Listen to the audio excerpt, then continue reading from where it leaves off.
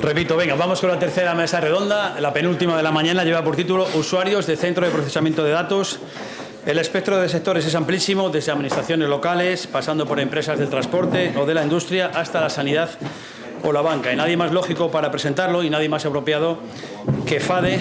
Y aquí está con nosotros Jorge Enríquez, director de transformación de FADE. Enrique, muchas gracias por acompañarnos, estar con nosotros moderando esta mesa. Y participan Candelaria Pereira, directora general de Protección de Datos y Coordinación de Sistemas de Información y Comunicación del Ayuntamiento de Gijón; Ismael Laviana, director de Infraestructuras y Operaciones de ALSA; Fernando Rodríguez, director digital de Global R&D Spain de ArcelorMittal; Faustino Blanco, al que se ha aludido antes, director del FINBA; Luis Echevarri, director de Analítica e Inteligencia Artificial de Banco Sabadell; y Eloy Unda, director de Desarrollo de Negocio de PQC. A todos ellos, muchas gracias por acompañarnos.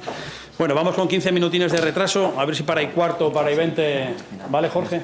A ver si media horita o así, Vamos ¿vale? a intentar ir rápido. Gracias. Bueno, pues si quieres empezamos. Tenemos aquí diferentes tipos de entes que nos van a dar su visión, principalmente del uso de los CPDs y cómo sacan valor al dato. Pues tenemos por un lado una empresa tecnológica, tenemos también representantes del ámbito público y luego tenemos un ámbito más de la empresa privada. Entonces, en mi caso, quería empezar con Eloy. Eloy, vosotros como empresa tecnológica acostumbrada a prestar servicios de data center, ¿cuáles dirías que son los factores más importantes para asegurar ese dato, sobre todo disponible 24/7, que al final, pues cuando alguien nos contrata un servicio, pues no le interesa muchas veces tanto lo que tenga detrás, sino asegurar que el dato pues esté pues de una manera disponible, esté de una manera pues seguro? ¿Cuáles son estos factores más importantes? Sí, efectivamente. A ver, nosotros cuando hablamos de usuarios de data center, pues muchas veces pensamos en la banca, los gobiernos, las grandes empresas, pero al fin y al cabo los usuarios de data center somos todos. Cuando enviamos un WhatsApp, cuando hacemos una transferencia bancaria, cuando hacemos un Bizum, cuando vemos Netflix, todo eso no ocurre en la nube, en un sitio abstracto, eso ocurre en un data center. Entonces, la importancia que tienen estos activos, hemos hablado antes de disponibilidad de energía, de acceso a la energía, pero es especialmente importante, además de tener energía, tener una cantidad de megavatios, la disponibilidad 24/7. Esto es lo que preocupa a un operador de data center al que está in situ, que es el que al fin y al cabo garantiza que otros, en este caso las empresas o nosotros mismos, podemos hacer uso de esos servicios o de esos datos, ¿no? En un data center principalmente se almacenan datos, se procesan datos y se comunica con otros data centers. Si esto para, pues ya os podéis imaginar un poco la catástrofe que tenemos. Entonces, a un operador de data center, ¿qué es lo que más le preocupa? Le preocupa el 24/7. Un data center no puede parar nunca. Un corte, ni que sea de un segundo, sería una catástrofe. Imaginaros que un banco se queda sin hacer operaciones durante, no sé, media hora, una hora, las pérdidas que yo acarrearía. Entonces, todos estos usuarios al final es lo que están reclamando, un diseño y una operación que permita un uso sin sustos y sin incidencias, ¿no? De hecho, un data center es una infraestructura tan crítica que las mayores caídas de data center han salido en prensa, ¿no? Todas estos de aerolíneas, alguna que ha habido de WhatsApp, de Facebook y tal. Bueno, son fallos que son muy mediáticos y que tienen mucha resonancia. Entonces, aparte de la construcción de data center y de que esté bien diseñado y bien construido, entra en juego también la parte de operación. Pues esto no es un activo que se puede diseñar y dejarlo ahí, bueno, operarlo de cualquier manera. Es una operación muy crítica desde el punto de vista de la energía y también desde el punto de vista de la climatización. Estamos hablando de unas potencias, últimamente, pues, especialmente en aplicaciones de inteligencia artificial, que son muy altas, ¿no? Se habla incluso de 50, 80 megavatios en un solo rack. Claro, esto es una cantidad de calor que es necesario evacuar, ¿no? Y entonces, un fallo también del sistema de clima de un data center es casi tan crítico como un fallo eléctrico, ¿no? Al final, un data center 5 minutos sin climatizar es una parada total. Con lo cual, bueno, en este sentido pues es muy importante para el usuario este funcionamiento 24/7. Perfecto. A ver si me escucha ahora. Ahora se me escucha. Perfecto, gracias, Eloy. Candela, si pasamos para la parte de la administración pública, En vuestro caso, ¿no? Antes escuchamos a David, escuchamos a Javier Benítez hablando desde una visión más estratégica de la administración pública como región. En vuestro caso, como organismo local, ¿cuál es el uso que le dais a los data centers y cómo aseguráis que ese dato que al final, pues desde de usuarios públicos, pues esté también seguro, sea confiable? ¿Cómo hacéis esta labor desde el Ayuntamiento de Gijón? ¿Se me oye? Espera, apago ya. Sí, exterior. ¿Ahora sí? Vale. A ver, nosotros tenemos la experiencia de que además acabamos de hacer un centro de proceso de datos, todavía no está en funcionamiento, pero acabamos de terminar. Costó 1 millón de euros, financiado gracias a Dios con fondos PRTR, pero la inversión, o sea, lo que tenemos que gastar llega ahora, porque aparte de invertir en lo que es la construcción del CPD en sí, pues ahora llega todas las medidas de seguridad, hay que pagar la energía eléctrica, hay que pagar servicios redundantes porque nos lo exige la normativa, que tenemos que tener servicios redundantes.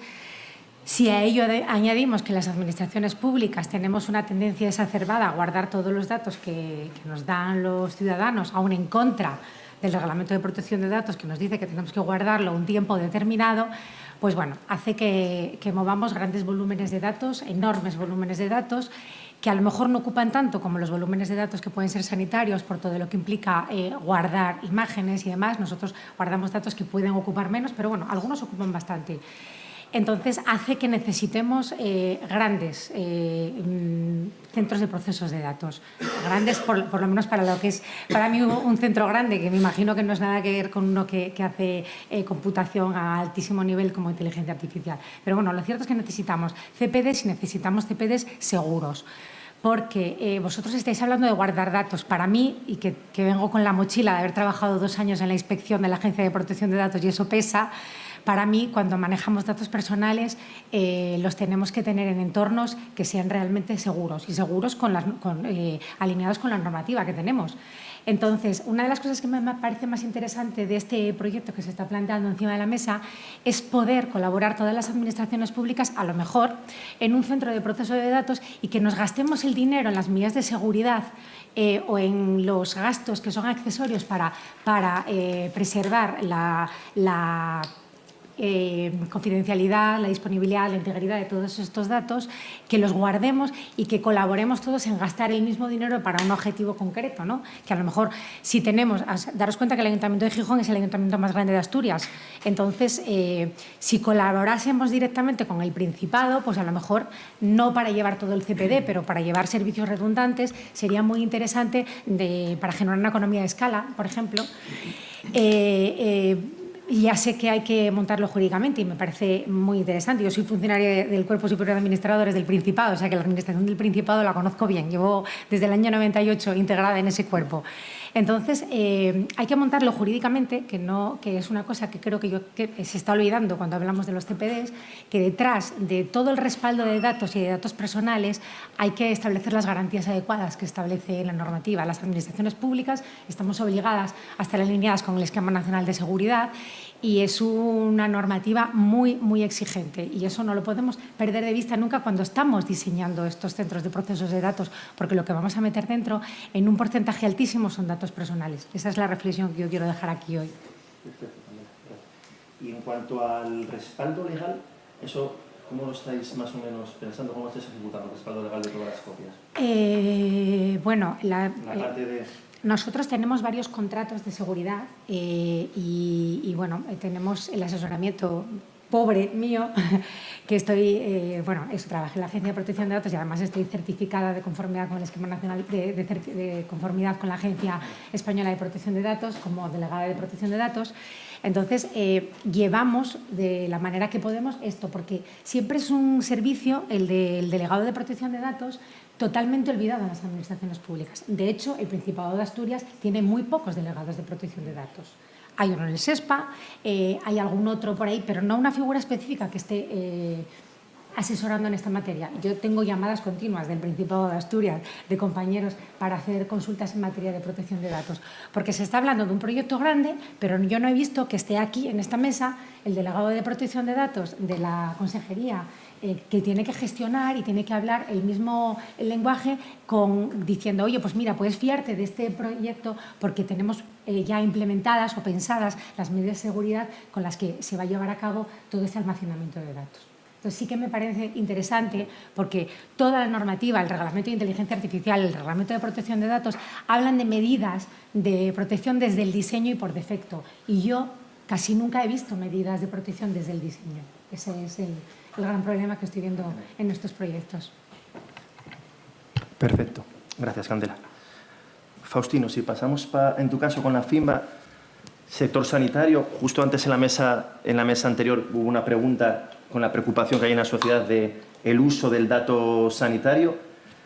Todo este dato, vosotros, ¿cómo que te requiere? ¿Qué reflexión nos podrías dejar en cuanto a todo el tratamiento que vais a hacer desde la FIMBA del dato de los usuarios para que sea de una manera segura, sea de una manera confidencial, pero eso tampoco quite potencial al valor que podáis sacar, toda la capacidad de procesamiento que necesitáis y vais a necesitar? ¿Qué reflexiones nos puedes dejar? Bueno, reflexiones de un no experto, ¿no? Yo casi me asumo a la declaración de David González cuando dijo aquí que él no era experto, que estaba en una responsabilidad, pero que teóricamente tenía que incorporar ese no expertise en todo el caso a su actividad, ¿no? Yo estoy casi haciendo eso mismo, ¿no? No soy experto en datos, por lo tanto tengo la obligación de poner unas condiciones y un escenario para que eso ocurra en condiciones de seguridad y eficiencia, ¿no? Yo también creo que tengo que aclarar otra cosa. Yo no soy el sistema, o sea, cuando digo yo mi organización, ¿no? Para resumir, yo no soy sistema sanitario, ¿no? Es estricto. Yo estoy en una fundación que fue muy disruptiva en su momento de su creación, porque es una fundación privada, sí que es patronatos mixto, público-privado, en el sentido que está la administración del Principado al más alto nivel, está la universidad, están todas las instituciones, por decir así, dentro, incluso el Ayuntamiento de Oviedo como singularidad, y después están patronos privados, pero la fundación, por esa razón de participación, es privada. Pero sí es verdad que gestiona en alguna medida todo el método de investigación y la innovación biosanitaria del Principado de Asturias, que es público, eminentemente público, ¿no? Sí tenemos algunos centros, algunos socios que son privados, como podría ser la Fundación Instituto Fernández Vega, ¿no? Oftalmológico, ¿no? Por lo tanto, somos privados y quizás somos un ejemplo ya primigenio de lo que sería la colaboración público-privada. En alguna medida, eso se ha pensado así por esta razón, de tener mayor flexibilidad, mayor capacidad de gestionar proyectos complejos desde el ámbito sanitario, pero desde una perspectiva diferencial, ¿no? Dicho esto, nosotros, ¿cuáles los retos que tenemos por delante y qué nos preocupan? Está clarísimo que el espacio europeo de datos nos está marcando una directriz y que es obligada, espacio de datos sanitarios, por supuesto, donde los datos van a tener que abrirse. Lógicamente eso añade valor en el sentido de que los ciudadanos circularán por Europa y podrán acceder a sus datos y a los profesionales independientemente del país que se encuentre en condiciones de seguridad. Por lo tanto, eso no es optativo, es algo que nos viene impuesto y, por lo tanto, el espacio europeo de datos es una oportunidad que Asturias no se puede descolgar de ella, ¿no?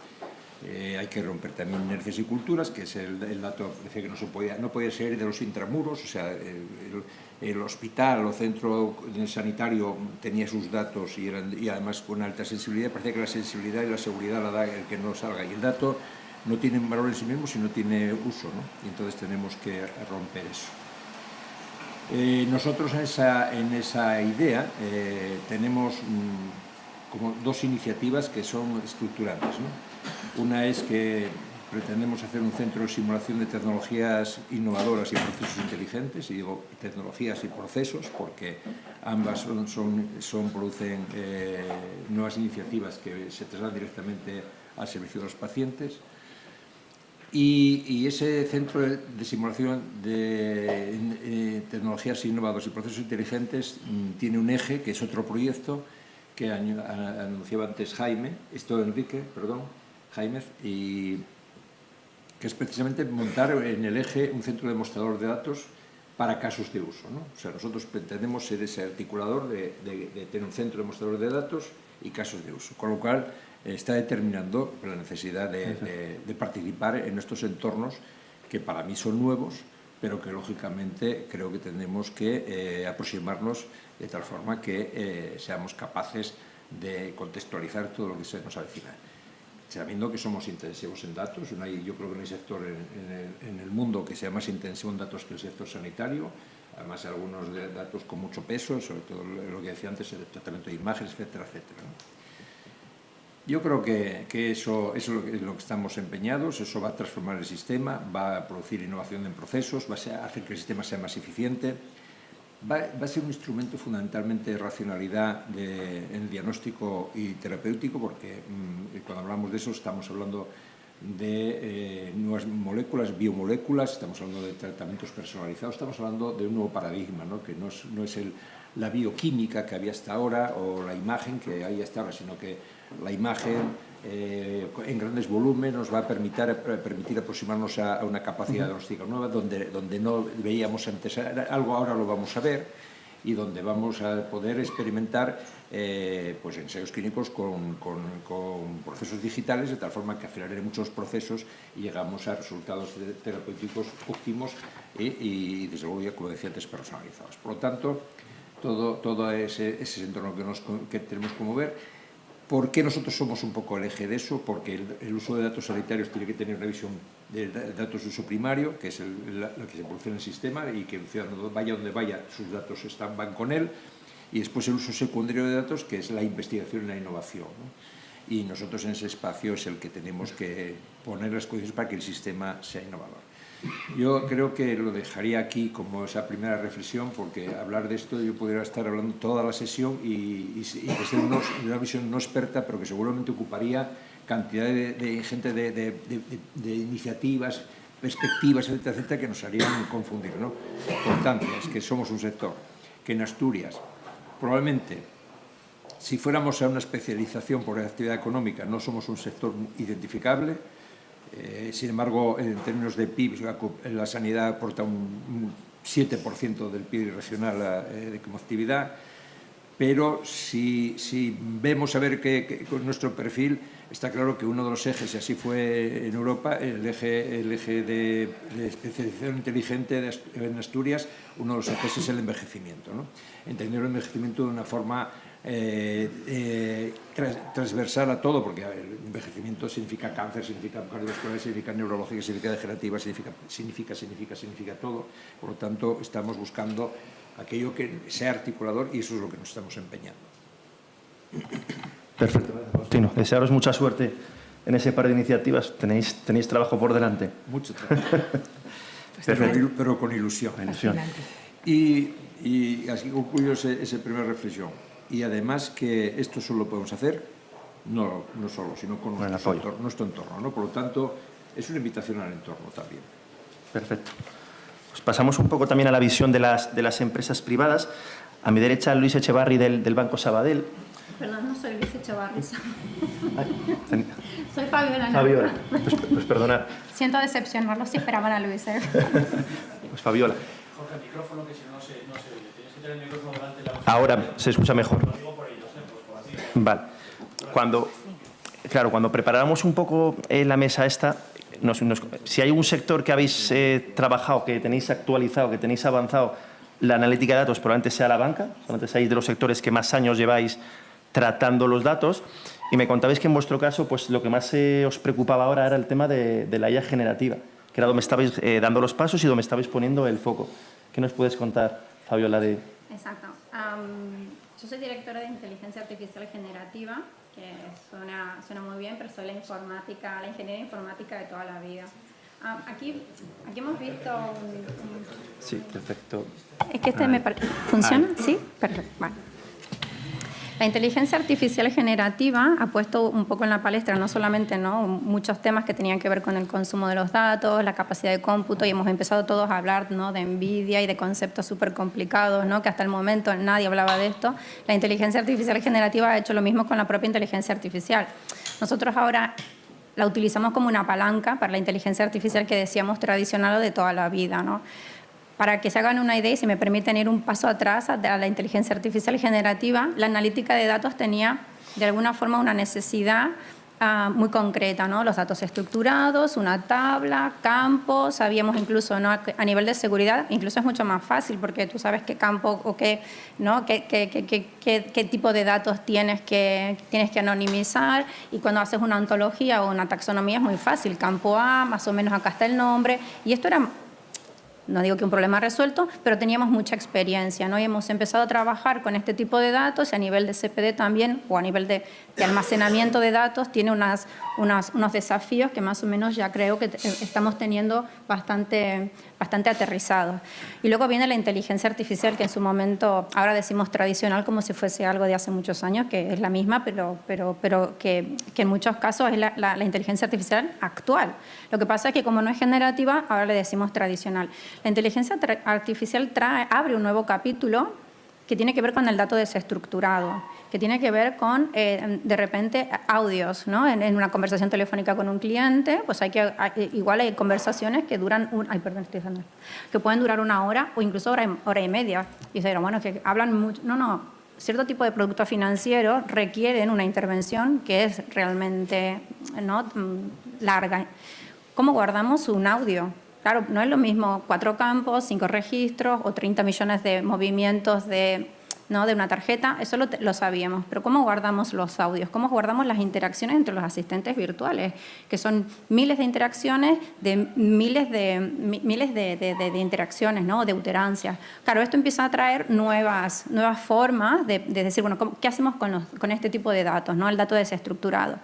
Cuando empezamos a pensar en el dato desestructurado para estructurarlo, vemos que además se abre todo un nuevo capítulo también en la analítica. Si tengo más datos, puedo hacer más analítica, con lo cual la inteligencia artificial que decimos tradicional trae aparejado también, ¿no?, un incremento de los datos y de la analítica. No solamente la necesidad nueva de qué hago con documentos, ¿no? Tenemos 40 millones de DNIs digitalizados y hay que procesarlo. No solamente el documento, no solamente el audio, sino los datos que una vez que pasamos, porque cada vez las capacidades de inteligencia artificial son más disponibles para todos. Un OCR hace 5 años era carísimo y ahora ya tenemos algunas, veo que todos hacen así con la cabeza, ¿no?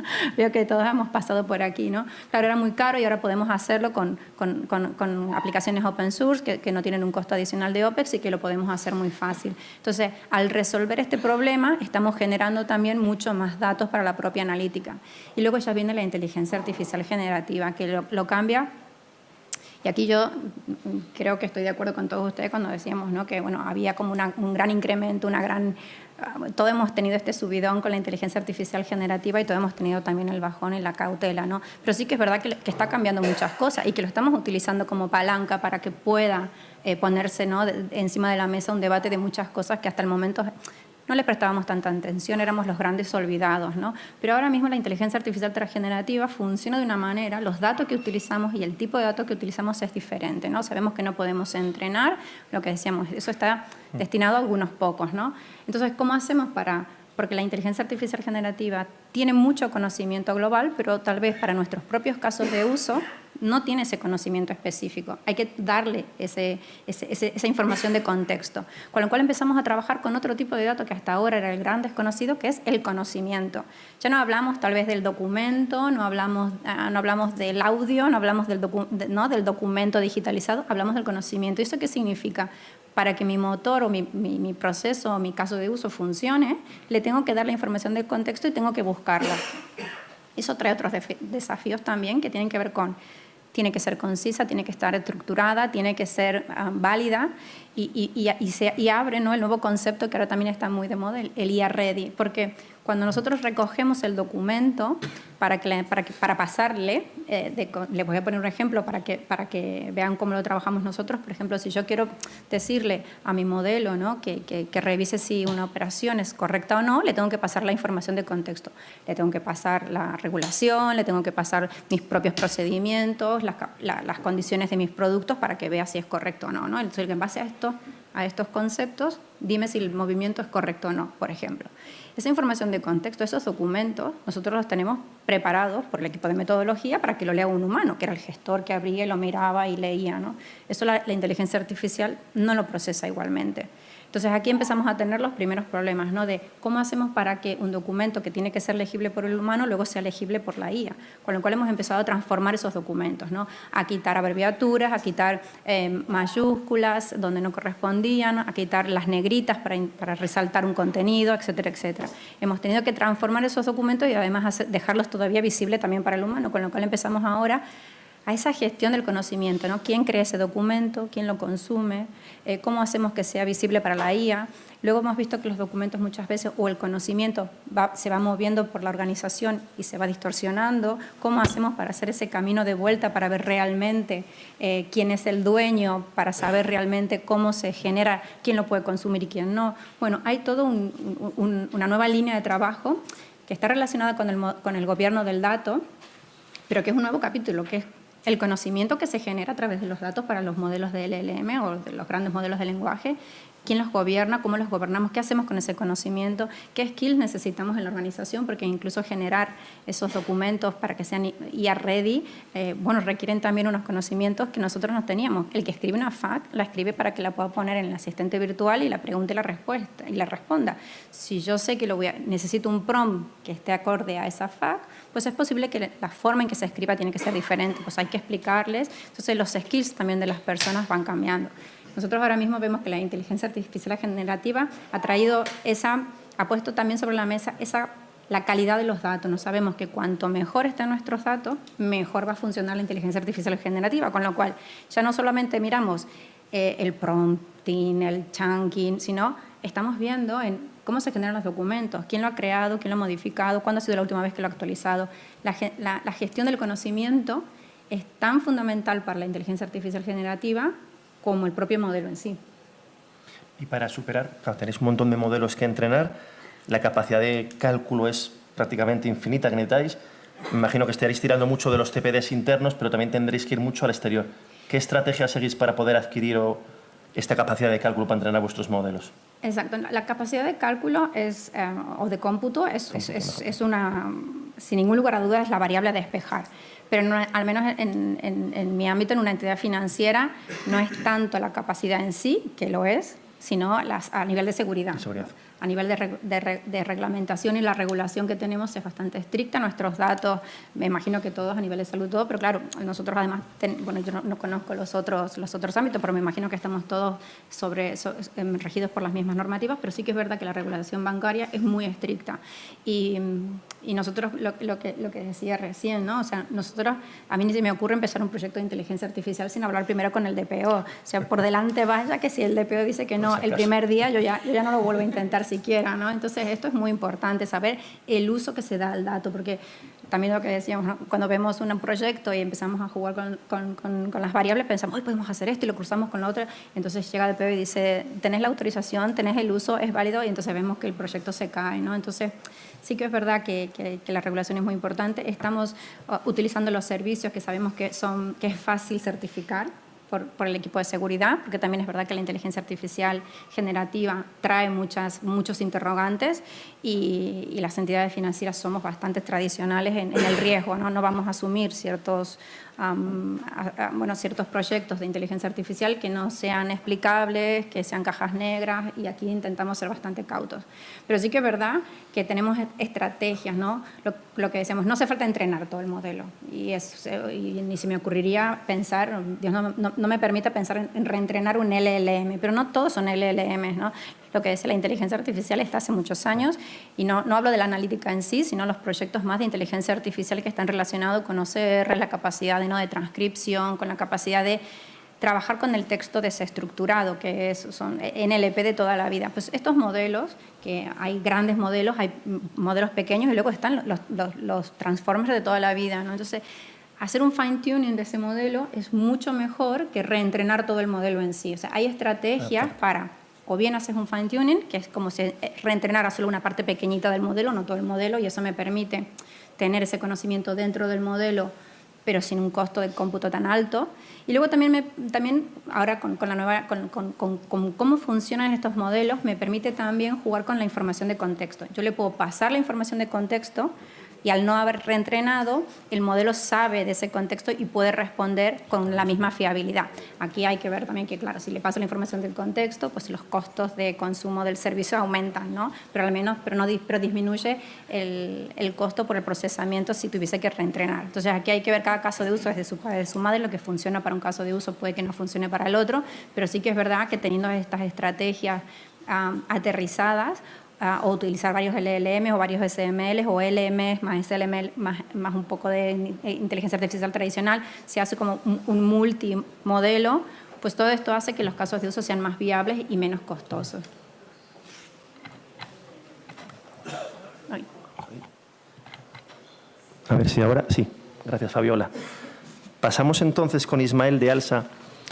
Ismael, la pregunta que tengo para vosotros es parecida, ¿no? Al final, pues lo que nos interesa es ver un poco cómo cada empresa pues os estáis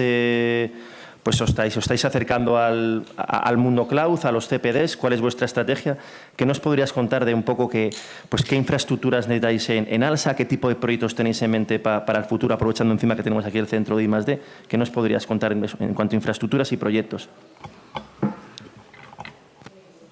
¿Le habrá dado bien? ¿Sí? ¿No? Ahora sí. Ahora. Bien, fantástico. Bueno, nuestra aproximación y evolución al mundo CPD Cloud pues no va a ser muy diferente a la que haya sufrido cualquiera que esté aquí, que pinte canas igual que yo ya, ¿no? O sea, todos hemos partido probablemente de haber tenido unas infraestructuras on-premise dentro de nuestra ubicación física empresarial, la nave, lo que fuese. Con el tiempo pues la habremos dotado de aire acondicionado, lo cual ya fue la repera, y vas evolucionando hasta que llega un momento en el que pasen eventos que te obligan a decidir que te tienes que salir de tus propias instalaciones, cada cual con los suyos. Oye, le habrá crecido y no le caben dentro, o una excavadora se te ha llevado los cables de fibra. Tú decides irte a otro sitio y te vas a un CPD tradicional de los que empezaron siendo más chiquitinos, luego van creciendo, y a día de hoy pues tienes otros esquemas que son, pues, oye, tienes estos proveedores en las nubes públicas, el Amazon, el Azure, el Google Cloud, donde te permiten hacer cosas. Tienes tus data centers en proveedores más o menos globales ubicados, en nuestro caso, pues en Madrid en su momento, por lo que eso suponía de cercanía a las empresas de telecomunicaciones y la velocidad del acceso. Y llegan momentos en los que también tienes que decidir hacia dónde quieres mirar y tienes que equilibrar. Nosotros somos bastante tradicionales a la par que innovadores, es lo que me gusta decir. En la empresa privada, lamentablemente, cada euro que se gasta tiene que tener un retorno de alguna manera. O te da un beneficio o te da una tranquilidad. Lo que no te puede dar es un coste gratuito, ¿no? Entonces, nuestro modelo actualmente es híbrido donde los haya, CPD tradicional. Participamos con todos los clouders públicos que hay, teniendo diferentes cosas en cada uno de ellos, aplicándolos para cada una de las necesidades específicas que tenemos. Pensar que no ir a un cloud público es vivir a la antigua es engañarse. Solo hace falta que pongas todos los huevos en el mismo cesto para ver que eso va a romper. El data center, por grande o pequeño que sea, fuera de esas nubes públicas tiene absolutamente sentido para cualquiera. En el caso pues, de Asturias, si está la administración pública iniciando su propio data center o explotando este nuevo data center que va a montar, las claves son cuánto tiempo va a tardar en ponerlo a funcionar. Desde el punto de vista de una empresa privada, yo creo que a nosotros todos nos interesan tiempos cortos. O sea, yo si alguien me está hablando de 3 años, para mí es largo plazo. Para otros no lo sé, pero para mí eso ya es largo plazo. 6 meses no es que sea a corto plazo, pero también son tiempos que están ahí para la toma de decisiones, para algo que, como se decía antes, ahora es muy líquido. O sea, tú puedes tener tu data center, por pequeño o grande que sea, ubicado en Asturias, en Madrid o Múnich. O sea, cada uno lo puede tener donde quiera dentro del marco regulatorio y normativo que aplique a cada negocio, empresa que esté, ¿no? Más allá de eso, que es la aproximación tradicional, que la necesitamos, además todos somos muy celosos de nuestros propios datos, o sea, esto de vamos a compartir datos, pues es lo que promoverán los grupos de interés adecuados para cada cosa, o sea, la administración pública cuando sean datos públicos, las empresas privadas que tengan capacidad de influir para robarle los datos a otros, no lo podemos decir de otra manera, poco más o menos. Seguro que al Banco Sabadell no le hace ninguna gracia que tenga sus ratios de operación, pues Bankia, bueno, Bankia ya no existe, pero cualquier otro, ¿no? No nos interesa a nadie. Pero en la parte de innovación, ahí siempre tenemos que estar activos, estamos hiperactivos. Bueno, de hecho, es conocido que tenemos un centro de innovación aquí en Asturias de creación relativamente reciente, donde se trata de aproximarse a un negocio que es tradicional, pero con otra perspectiva totalmente diferente, manejando los datos de una manera absolutamente diferente. No tiene nada que ver el dato del que se habla ahora mismo con la economía del dato financiero que puede manejar un gestor, un manager de cualquier negocio tradicional. No tiene nada que ver, son mundos, yo desde mi propia experiencia, que son totalmente separados, o sea, se mezclan como el agua y el aceite. ¿Tenderán a mezclarse? Seguro que sí, a día de hoy no. O sea, a un financiero que le estés hablando de la inteligencia artificial en el transporte, como no le vea un retorno, lo ve como un gasto más que como una inversión. Y los volúmenes de datos que se manejan ahí pues te llevan a que también todo te cuesta más. O sea, cuando estáis hablando todos de mi inteligencia artificial, volúmenes de datos, eso empieza a ser masivo. ¿Dónde los puedes procesar? ¿En tu propio CPD? Dependerá. ¿Me tengo que ir a algo externo? Probablemente. ¿Irme a algo externo me va a costar dinero? Sí, mucho o poco. Solo tenéis que tener la experiencia de echar la cuenta con alguna cosa de estas y veréis que lo que parece poco, de repente se transforma en mucho. Pero mucho. O sea, que cuando se dice que ChatGPT gastó 200 millones en entrenar su LLM, el último, pues que no pasa nada. Que como os despistéis y tengáis volúmenes de datos, las cuentas de moverse los datos simplemente a un Google, a un Amazon, a un Azure, empezar a mover datos trasiegos y procesos, CPUs que necesitas, os va a poner en cifras impresionantes. Y en ese momento es el de, a ver, todo esto tiene que tener sentido común, ya que hay que centrarlo y hay que moverlo al terreno de juego que toca. A mí me gusta ser pragmático y tratar cada escenario donde toca, ¿no? O sea, ejemplos los tenéis. Antes se comentaba, no tiene nada que ver la tecnología militar de hace 10 años con la de ahora. Es que es verdad. Pero en el 69 se llegó a la Luna, se tardaron 10 años y ahora mismo se dice que para llegar a la Luna vuelves a tardar 10 años. Bien, porque no nos podemos permitir eso al gestionar nuestros datos y mal que bien todo el mundo aquí hemos estado viviendo no en una burbuja, sino con palabras de mercado. Los comerciales de las empresas tecnológicas lo hacen muy bien, no hay que decir otra cosa, pero tenemos que llevarnos a la realidad. Y para mí una realidad manifiesta es, ¿tiene sentido un data center más allá de estos grandes players? Sí. ¿Tiene sentido para la Administración de Asturias? Lo sabrá la Administración de Asturias. ¿Tiene sentido montar un data center aquí de gestión público-privada o privada? Lo verán los modelos de negocio de cada grupo de interés. Yo, si alguien me pregunta, particularmente los tiempos, si alguien habla de 3 años, me parecen increíbles. No se ven. No se ven. No tomaríamos una decisión en una empresa privada a 3 años vista de dónde ubicas tu CPD. Lo ubicas, la estás tomando de hoy para mucho antes. Perfecto, gracias Ismael por la misión de Alsa. Fernando, en cuanto a Arcelor, tenía varias preguntas para vosotros, pero por temas de tiempo voy a centrarme en la que más me interesa, que es que nos pongas sobre la mesa ejemplos de proyectos que estéis ejecutando pues, en el mundo del cloud, del uso de los datos, de sacar valor a los datos, aplicación de inteligencia artificial sobre estos datos. ¿Se oye? ¿Ahora? Sí. Vale, buenos días a todos. Tenía pensadas muchas cosas que comentar hoy, pero muchas han salido ya. Primeramente decir que me parece una iniciativa excelente, la idea de aprovechar patrimonio minero y suelo industrial que tenemos disponible para esta construcción de data centers. Pienso que si Asturias quiere ser un actor importante en la economía del dato y en todo este tema del talento digital y demás, tiene todo el sentido del mundo que aproveche este tipo de oportunidades, porque yo pienso que es una oportunidad. El hecho de tener una infraestructura que ya está ahí, que tiene agua prácticamente ilimitada y que está conectada a las redes de alta tensión, pues hace que sea casi blanco y en botella. Es verdad que hay muchas cosas que se comentaron, modelo de negocio y demás, que sí, pero como idea, yo veo una idea muy buena. Respecto a necesidades de almacenamiento de datos, que también fue un tema que salió mucho, es evidente que crece semanalmente, diría yo. Y si no se están almacenando más datos, es simplemente por falta de capacidad y por temas de coste. Nosotros tenemos un montón de ejemplos en nuestras fábricas, por ejemplo. Cada vez hay más sensores que pueden trabajar a frecuencias más altas y sabemos que los datos que vienen de esos sensores tienen un valor dentro. Hemos desarrollado proyectos que han demostrado eso. Sin embargo, manejar toda esa información es muy costoso. Temas de imágenes que también se comentaron, el almacenamiento de imágenes, pues cuesta mucho dinero.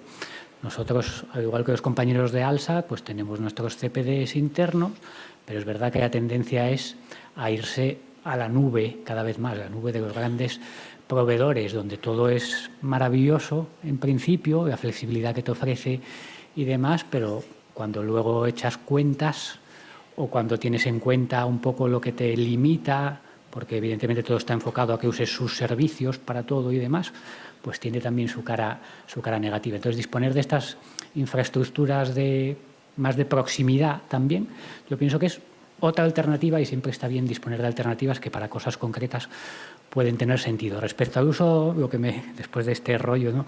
Lo que me preguntabas en concreto, lo que hacemos en ArcelorMittal desde el Centro de I+D de Avilés para Inteligencia Artificial, pues comentar que esto empezó hace ya 20 años, lo celebramos hace unas semanas, el 20 aniversario, y se constituyó un equipo con 4 personas en aquel momento para trabajar en ver si la inteligencia artificial podía ser útil para mejorar el negocio de ArcelorMittal.